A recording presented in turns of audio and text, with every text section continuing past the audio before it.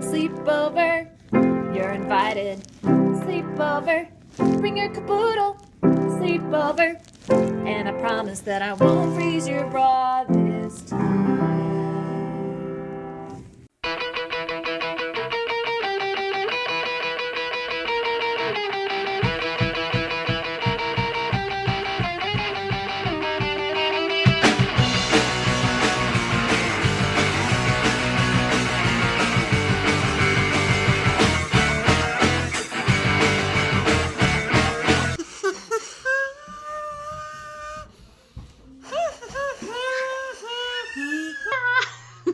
Hi, Marie. Hi, Hi. welcome to the show.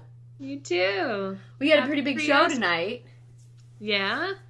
You got a lot going on. It's Oscar season. Yay! And I haven't seen any of the movies. Have you? Neither. Great. But as I was thinking about, I kind of hate movies, so that's part of the problem. So anyway, we're going to have a real Oscar-themed show where you hate movies and I have no idea what they are, but we are going to vote. And next week, will we get to find out our results? Exactly. It's a face-off. Okay. Kate and Marie, Oscar I think I'm face-off. actually going to do pretty well at the random guessing. It's going to be just like the SATs. Nice. You just did a lot of guessing on the SATs? Oh, sure. Oh, boy. But you got into college, so. Actually, I just took this test for grad school, and basically there weren't a ton of math, and I'm not particularly good at it. So when I got to a math question, if I had to think at all, if my brain started to hurt, that was my rule. I was like, moving on. I didn't even answer most of them. Oh, you didn't even put in a guess? Well, yeah, I would guess like C. Okay. I heard B. Multiple choice. I heard B B's is the one. But I was just like, I'm not. It was a time test. It was only an hour long. Oh, so you got it. I'm not gonna waste my time on this. For sure. And the other ones that were language that I came back to, some of those I could figure out the second time around because I was like more relaxed. I'm like, I still got 10 minutes. Oh, when they said vacuum, they were not talking about the vacuum of space. They were talking about a vacuum that you put on your floor. I was just really nervous. All right, doing fine. This is going to be a snorty episode for me. There's going to be a lot of snorting. So let's get right down to it. All right. Get rolling with talking about these Oscars. Best Picture. Now, did you I watched some of the trailers. Did you watch the trailers? I watched some trailers in the parking lot of the grocery store. Wonderful. What trailers did you watch? I watched The Martian, which actually felt very familiar to me because my son has been super into what he calls the Mars Grover, which is the thing that goes around and takes pictures of the surface of Mars. Oh. So, yeah, I've been learning a lot about Mars recently. I thought that was just like Sesame Street in space. The Mars Grover. Maybe in his mind it is. Grover on Mars. Grover on Mars. I'm so hungry. I'm going to starve in 50 days. Now, I actually saw Mad Max Fury Road, which was super gorgeous. Yeah. And, like, I don't know how they did a lot of that. It was a really, like, technically brilliant movie. But it was also just, like, super car chase for the whole time.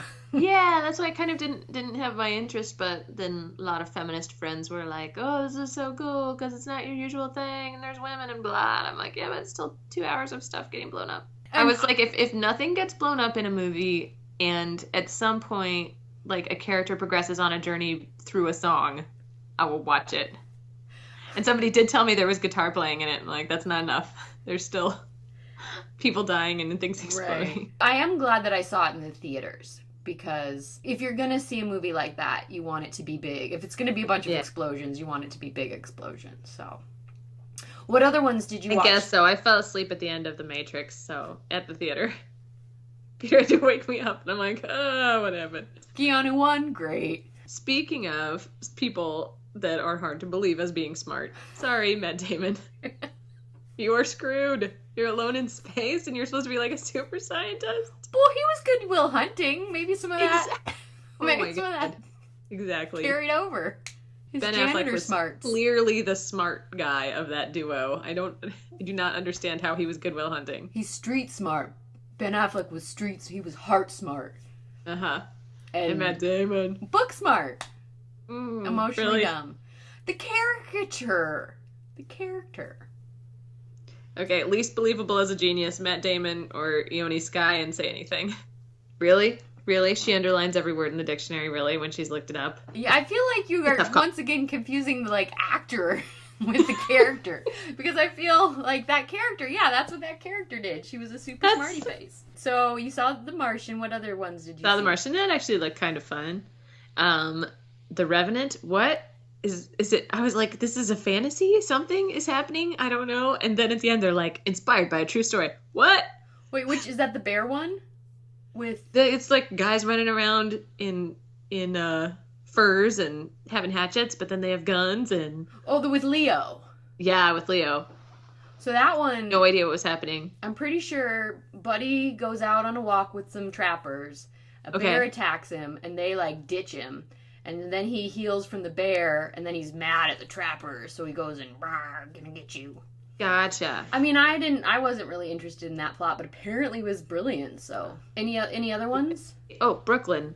Just like, there's a hot guy over here, there's a hot guy over there. Everywhere. Oh, what am I gonna... I hate this problem. What am I gonna do? I like Nick Hornby, who wrote that screenplay. Did he do like... He's not Nicholas Sparks, obviously. About, He's not he Nicholas did Sparks. like About a Boy and High Fidelity. Oh, I really like those. He's a novelist too, and he wrote those, and yeah. Yeah, so I'll probably like Brooklyn then. Now, I was interested in The Room, but you said you read the book. And I did read the book. I can't get it out of my mind, so there's no way I'm going to watch that movie. Well, don't tell me anything in case I do, but The Room is all about a lady and a boy are trapped in a shed for 7 years, and then they escape and have to deal with, like, being out of the world. I don't want to know why they're in it, who's put them there. I don't want to know anything, so, but... That's the only movie I know anything about, but I will not tell you anything. Thanks. Well, I don't think this will spoil it too much, but she did a really great job. Like, the woman, obviously, she has a couple kids, I think, and had a kid the same age when she was writing the book, and it's just, like, super well written as far as the personality of the kid and developmentally where he's at, what he can understand, what it would be like if you had grown up not being around other people. I mean, so it's just really interesting in that, like, when he first meets other people, she's trying to teach him how to say, like, my mom is trapped, go rescue her, and he cannot figure out pronouns because he's never talked to anybody else besides her. He doesn't really know her name. Oh, wow. It's all you and me. So this is getting a little too spoilery for me, Kate. Okay. All right. Pull it back. Irk. Yeah. La, la, la, la. Ruined. It's ruined. It's all ruined. It stems from, I was watching Three Men and a Little Lady with my mom in the theater. Here's a spoiler. At the very end of the movie, like, the little girl's mom is going to marry the mean British guy, and they're at the wedding. And Tom Selleck, who really should be with the girl's mom, is racing to the church, and they're trying to stall him. And so the priest comes out, and he's like, dearly beloved, and he's a real, like, thorn in the side of everything. And my mom leans over, and she's like, that's Ted Danson. And I hadn't figured it out. So I was like, no! Because there was a big surprise moment in, like, 45 seconds from then. She spoiled. Just ruined. One time I was in high school, I came home and my parents were watching that movie Seven. Uh-huh. You remember it was like a serial killer or something? What's in the box? What's in the box? Yeah, I came in time just for, like, the main character to find the box. And he'd been, like, looking for his wife or something, and I was like, oh, yeah, really? It's probably his wife's head. And then they opened the box, and my parents were like, thank you. Thanks a lot. And then I just left. Spoiler bomb, I'm out. I have a problem with that. The Usual Suspects. Yeah. Peter made me watch that movie, and in about 15, 20 minutes in, I'm like, oh, it's got to be Kevin Spacey. He's like, damn it! Any more Best Picture? Oh, yeah, there were two movies about, like, recent news items that seemed very similar. Spotlight about the pedophiliac priests. This is the second time the phrase pedophiliac priest has appeared in this podcast. Put it on the bingo card. That's right, coming soon. Sleepover bingo. Go. Play along at home, kids. And then The Big Short, which was about the financial crisis. And I was like, okay. Both of these have a little bit of a ways to go to be super dramatic because a lot of it's going to be taking place in, like, newspaper rooms. Plus, too soon. So Big Short, Wall Street outsiders predict the housing crash and hit it big. Bridge of Spies, Tom Hanks lawyering against this Russian spy. Brooklyn, a guy, a girl, and another guy in another country. Mad Max, super long road trip with bombs. The Martian, Matt Damon stuck on Mars, growing stuff. The Revenant, Leo gets attacked by a bear and gets mad, then gets even. The Room, a lady and a kid trapped in a room for 7 years, get out and have to deal with the world. Spotlight, newspaper figuring out there's a cover-up about pedophiliac priests. You got it. I think we covered them. All right, so Kate, what is your vote? Bridge of Spies. I'm just gonna go with The Martian, because Matt Damon just seems so smart in that. Maybe it's kind of how, like, actors get a lot of credit for playing, you know, someone with a disability. Because they really have to stretch, and they really had to study for a long time. Best actor. Bryan Cranston in Trumbo, Matt Damon in The Martian, Leonardo DiCaprio getting mad in The Revenant, Michael Fassbender in Steve Jobs, or Eddie Redmayne in The Danish Girl. Ooh, it might be him.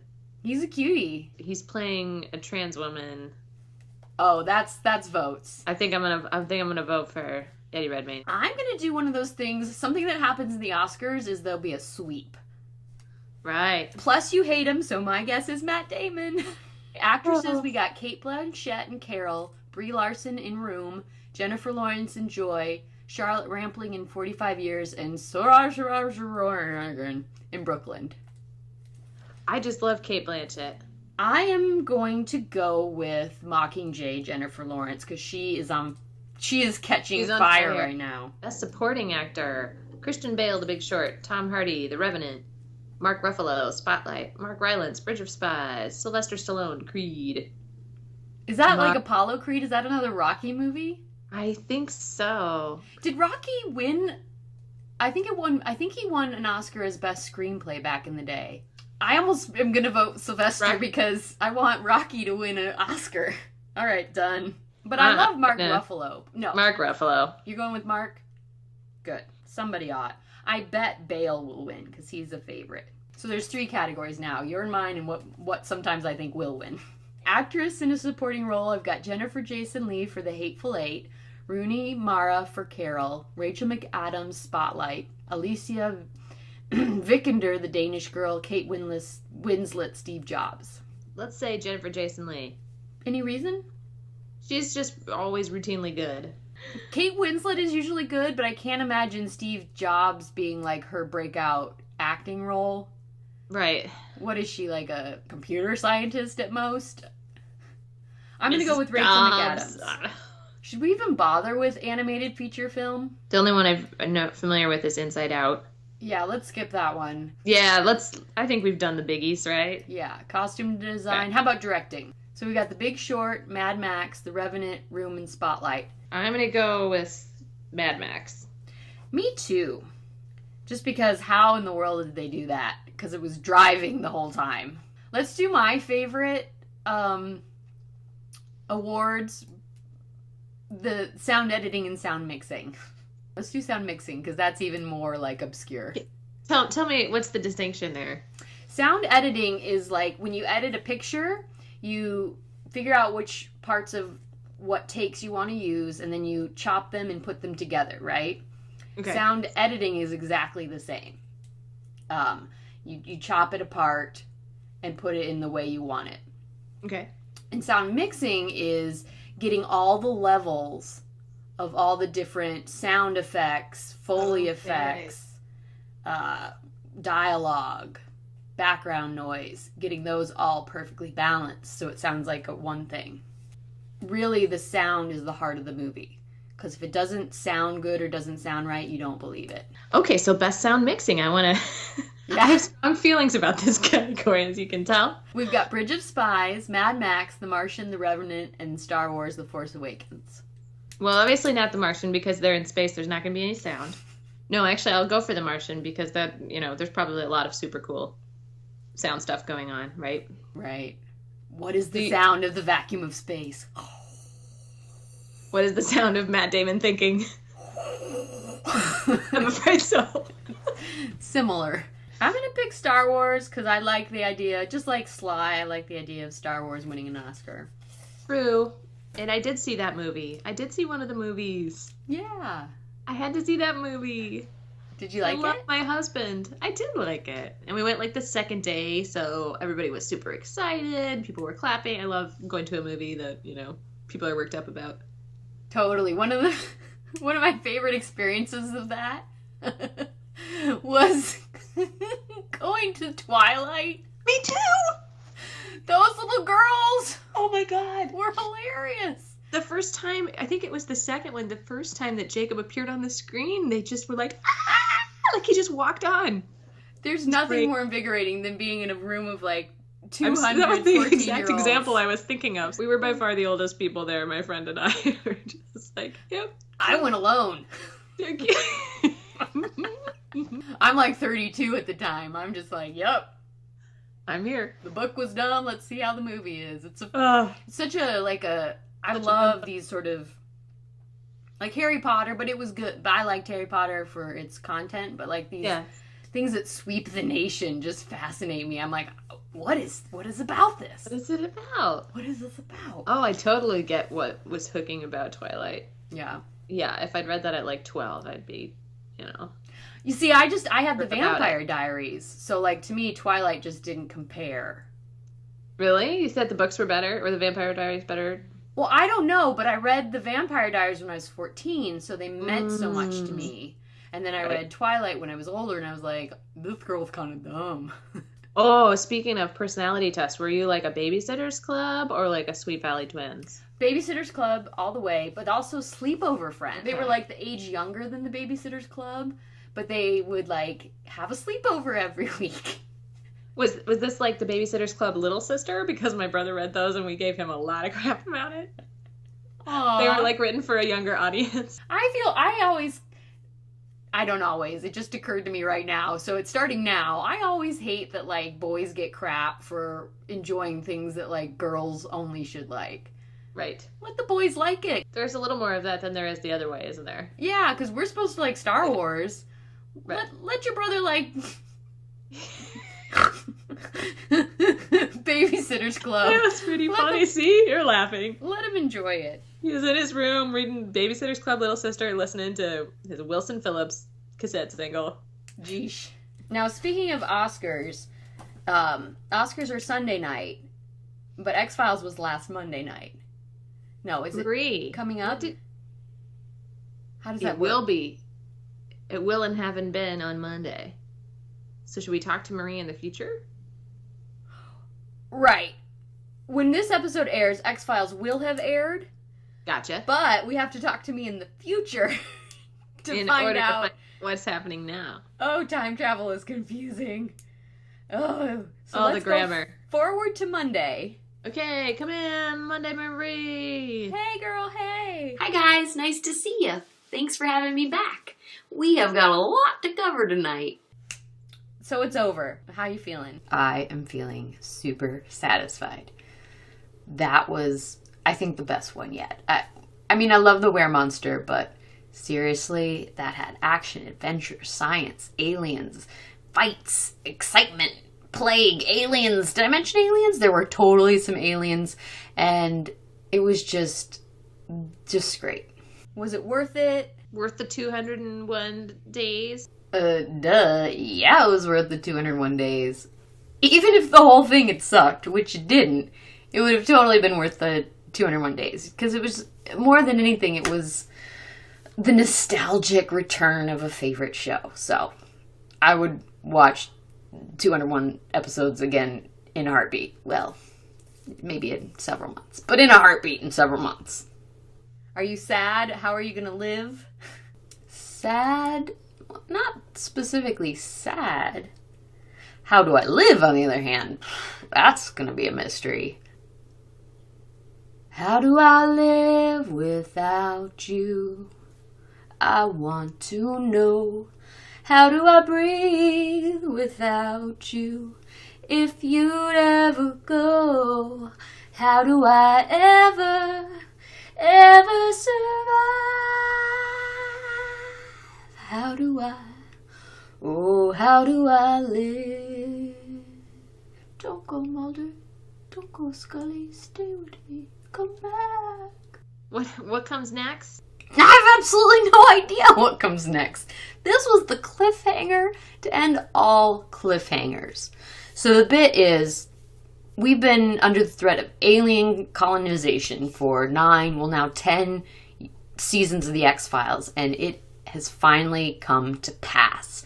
So the entire world is coming down with a plague of Ebola, gangrene, the flu, whatever, but it's killing everybody. Unless you have alien DNA, which Scully does and Mulder doesn't. So we find Mulder attacked and dragged to see the cigarette-smoking man and offered a deal to give him the alien DNA to save his life. And of course Mulder's like, no way. Meanwhile, Scully is trying to figure out what's going on and how to cure everybody with science, which she does, kind of. So at the end of the episode, everybody's dying. Scully gets to Mulder with the cure, and then she sees Mulder and she's like, oh my gosh, this cure isn't enough. And she's like, the only thing that's going to cure him are stem cells. And the guy is like, stem cells from who? And Scully's like, our son is immune to this plague. He's the only one that can help. And the guy's like, well, where's his son? And she's like, I don't know.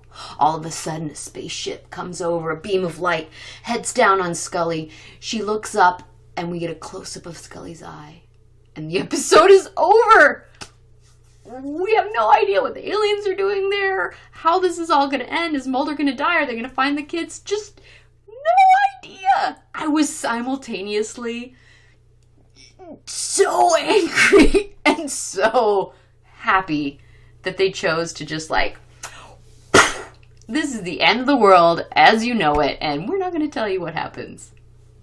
And they totally foreshadowed this. In the previous episode, at the very end, Mulder hears trumpets, which they explain in the episode were apparently the result of God heralding the end times. And so that foreshadowed this end of the world scenario. And in the credit sequence, usually it gets to the the truth is out there. And this time it said, this is the end. And I was like, oh, you're right. This is the end of the X-Files. There's not going to be any more new ones. Probably ever. But it was talking about the end of days. And we have no idea what happens about it. Ah! Did they leave room for a sequel? Have you not been listening to a word I've said, Marie? Of course there could be a sequel. We stopped in the middle of the story. Right at the climax. We have no idea what happens. The sequel could explain what happens. Are we going to see the return of new short redhead and new tall hot guy? Yeah, do they get a spin-off? Backdoor pilot? Yeah, the short redhead and the tall, dark, and handsome guy are back. It's tall, dark, and handsome that Scully's like, oh, we need to find my son to save Mulder. And redhead is like, Scully's like, this is an alien virus that's gonna kill everybody. And she's like, that's stupid. That doesn't follow science. You're wrong. And then she gets sick. She's like, oh my God, you're right. And then she helps Scully come up with the cure. So they're totally back. We see him again. Is there going to be a spin-off? No. I mean, let's be fair. X-Files broke worldwide release records. Like 50 million people tuned in for the first episode of season 10, which, if you're crunching the numbers, Fox, means you got an audience. Keep bringing them back. The actors have already said they'd be open to having more mini-series, 6 episodes a time, just like this. And Chris Carter left it wide open for him to come back and finish telling this story. Gosh, I hope he does. But if he doesn't, like I said, I think it was a brilliant move to just end with no explanations. It was perfectly X-Files-y. What's a backdoor pilot? Oh, I'm thinking a pilot in the back. It's a real dirty thing I don't want to get into on the podcast. If you don't know, you don't want to know. If someone asks you about it, just say no thanks. Just say no thanks. All right, so this closed off the bookend. So it turns out that the whole bookend analogy was even more faulty than I ever could have imagined, because this didn't end the book. This was like, you got to the middle of a chapter and your book was ripped in half and you don't know how the chapter ends, or like the book ends but it's the beginning of a trilogy and the author quit writing or something. This bookend thing. All right. Book. That means, was there a return of the informant? I hate to say it, Kate. the informant was not in this episode. He was in the What Happened Last Time on the X-Files in a sort of expository way, but he didn't show up. He had no more, oh, here's some more information. He just didn't show. I'm super sorry. What? You're kidding me. Oh. So does it look like Mulder and Scully kind of could get back together? What's the status there? There is no indication that Mulder and Scully are back together or are getting back together, except for the fact that they literally got back together in the same area at the end of the episode. The only way they can get back together is if Mulder survives, which means they find their kid, which, well, that might work out. They could be Mulder and Scully and their little kid William and then be a happy family again. But only if they're able to subvert the alien domination of the universe. Wait, what else? Chickadee China, the Chinese chicken. Have a drumstick and your brain starts sticking. Watching X-Files with no lights on. We're down the maison. I hope the smoking man's in this one. He is. Like Harrison Ford, I'm getting frantic. Like Sting, I'm tantric. Like stickers guaranteed to satisfy. Like Kurosawa, I make mad films. Quiero make films. But if I did, they'd have a samurai. Gonna get a set of better clubs. Gonna find the kind with tiny knobs so my arms aren't always flying off the backswing. Gotta get into with Sailor Moon cause that cartoon's got the boom anime babes to make me think the wrong thing. Huh. Oh, it's weird. Well, Marie, I'm so glad you gotten to enjoy the X-Files again. Yay! I'm excited to hear about it, but I'm so sad it's over. But finally I'll have my life back and this podcast can be about something else. Oh, there will be 80% less X-Files. Thank you for leaving a 20% gap for me. Oh, I know there's not going to be no X-Files. One day, I'm gonna Reminisce quit. Files. I can do it. I can do Can, it. I swear. I can't quit you, Mulder. I can't quit you. All right, one last time, signing off. Goodbye, Monday Night Marie. Goodbye, Marie. All right, for the last time, Future Marie signing off. So I was really bummed this week, Kate, because I Yeah? literally have no idea how this happened. Because last thing I remember is I had a big old bag. I feel like I would remember taking big chunks out. I feel like you would, but then you said several bags have been purchased that didn't make it into the car. How am I done with the how am I done You with know- the crumbles? Old Trapper. Would you do me a favor? Old fashioned. Beef jerky. Yes, I'll do you a favor. It's the oldest. Could you make a salad? And then see how those work as bagels. Of course. Okay. I can do that. I had the glorious opportunity when I was in LA to and first of all, when you drive by the Oscars, they shut down the street. It's just shut down. Sure. If I have a picture, I'll show it. It's like a 6-lane, 3 this way, 3 that way kind of road, and it's just carpet. It's really amazing. But when I first moved to LA, I catered, so I had the glorious honor for me of going to the Oscars as a caterer. Oh my god. Marie went to the Oscars. I was at the governor's ball. I wish there was video of that. They were super like, don't do it. And everybody did it except for me because I'm a rule follower. I'm like, they said no cell phone, so I didn't even bring it. I left it in my car. I'm not gonna do that. I'm not gonna be that guy. So I just recorded it with my eyeballs, which was cool. So what were you serving? Did you have things like on trays, or how did they? Well, no, I was actually, we Really? did a tray version. Mm-hmm. There was past apps in the beginning, but then I was doing dinner service, so. Oh, And I believe it was Wolfgang Puck, so it was just, super fancy, super nice food. Right. The Oscar party I was telling you about, we got a car company to donate a limo and just parked it outside the theater and then had a red carpet coming out of it. So you could just come to the street side, get inside the limo for 3 seconds, and then roll out and be like, here I am. It was Ta-da! great. I'm at the Oscars. I'm coming out of a limo. Ooh. Yep. It was pretty cool. And then we had people fake interviewing you so you could talk about what you were wearing and That's do the whole lovely. thing.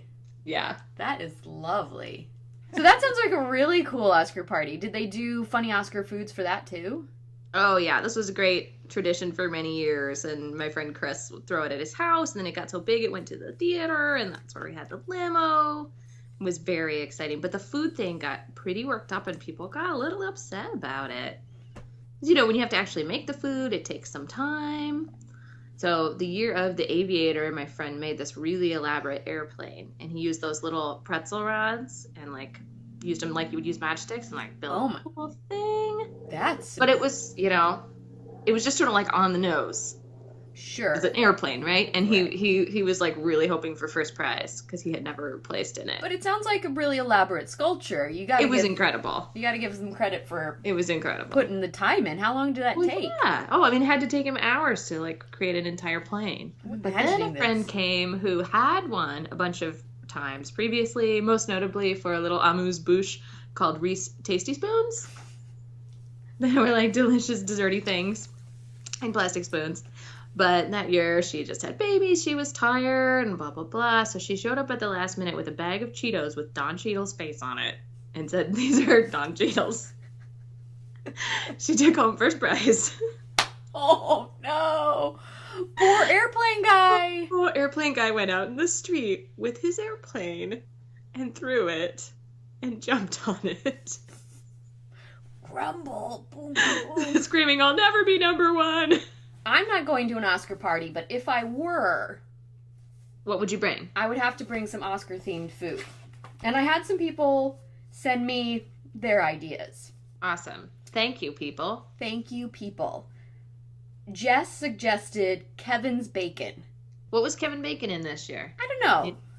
But there were 6 degrees of him. I thought he was in something. Probably. My friend Josh was just the overreaching best pickles. Who's going to win best pickles? Josh had a couple more, if you don't mind. Sure. Brian Cranstonberry sauce. That's pretty good. Kate blanched asparagus. The big shortcake. The big strawberry shortcake. You've got the Danish girl. I mean, that writes itself. Tim said that, too. Good job, Tim. He also said Eddie Redmayne lobster. There's something there with Brie Larson. It's got to be kind of a cheese plate, right? Oh, I came up with the Bryan Cranston one, too. Bryan Crostini. It's not as good as cranberry sauce. I feel like the titles were a little bit harder this year, but... Yeah. Did we say Mark Buffalo wings? Mark Buffalo wings? We didn't say that, but I had Mark Ruffles. Nate gave me... I had Leonardo di Caponata. Ooh. And then Nate gave me Leonardo di Caprese salad. This one's an obvious. Mad Flax. Seed muffins or whatever. Ooh, this one's awful. Chocolate dipped communion wafers for Spotlight. Nope. Crossing that one off. Oh, Oscar Mayer hot dogs, just again for the theme. That was Sean. Excellent. Yeah, a couple of my favorites I used up last week. The Rachel McAdams with cheese. I don't know why I like that. It makes me feel like a hamburger. And then 50 Shades of Grey Poupon. I really like that. And then I've been saving... Oh, Misha had Bridge of Pies. I've been saving my... Well, this one's awful, too. You know, the Reverend? Mm-hmm. The Reva Plant Parmesan. Like, eggplant Parmesan. Oh, crap. That's a no-go. The Maristini. Oh. For the Martian. Somebody suggested moon pies for that one. Moon pies. The marshmallow? Martian Mellows. Marshmallows. Martian Mellows. Brooklyn Trout? Oh. Oh, yeah. I've saved my favorite for last. You ready? Mm-hmm. Sylvester Calzone! You won. Some of my other favorites were Starch of the Penguins risotto year. Mm. One of my own that didn't go over quite so well as I thought it might conceptually was Truman Tapioca pudding. It just gets harder to say the drunker you get. You're trying to explain yourself. Truman Tapioca. That is tough. Yeah. I was like, no, I get it. Yes. Truman Capote. Truman Tapioca. That's whew, rugged. Is there a better way to... There might have been a better way to do it. Tapio. Capote. Pudding. Potato. I could never do that. So the bit is you say potato over and over. If you do it, it fits, right? To the tune of what? What is that song? A Mexican hat dance song. Potato, potato, potato, potato, potato, potato, potato, potato, potato, potato, potato, potato, potato. right? Potato, potato. Oh, now I'm gonna screw it up. Potato, potato, potato, potato, potato, potato, potato, potato, potato, potato, potato, potato, potato. Hey, they're red, they're white, they're brown. They get that way underground. They don't have much to do, so now they have blue ones too. We don't care what they look like, we'll eat them. Anyway, they can fit in our face. Something, something, fried for season. We all love them and think they're just great. Hey! Potato, potato, potato, potato, potato, potato, potato, potato, potato, Potato, You just gotta, potato. Potato, potato. you gotta commit to just the potato. You gotta just- Potato. Potato. No. This thing. Slow down a little bit. All right. Do the what's a semaphore? Okay. It goes up. This hand goes up and down. Just up and down.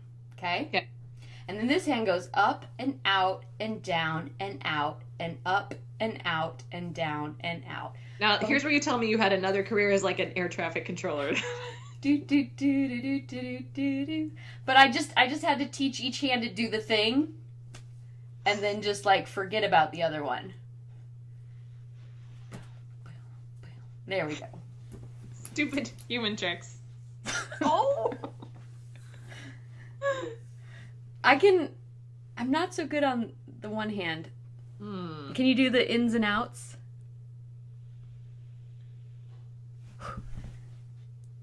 Nope. Nope, they don't want to obey you. Does it feel like this podcast is over?